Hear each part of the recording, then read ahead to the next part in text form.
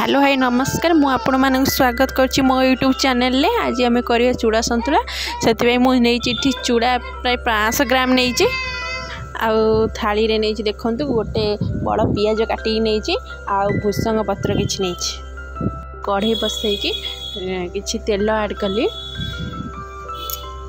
तेलटा गरम हो सारा पर गोटे सुखिला लंका पकईली। आप चाहिए भी कंचा लंका पकई पारे कि मन रखते कंचा लंका तेल रे देवेनि हठात कि क्या फुटी थाए आप पियाज सहित कंचा लंका पकईबे।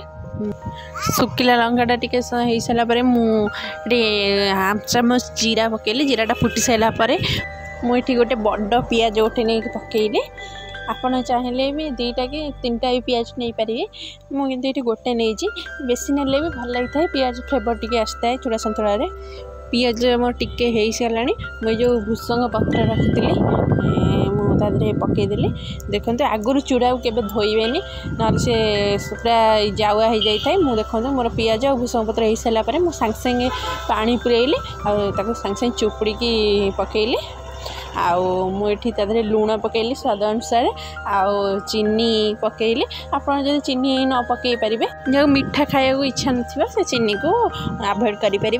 आउ चूड़ा संतुला भी हल्दी पकाती मुझे हल्दी पकईले मत भल लग न था मुझे हल्दी की अवॉइड करछि।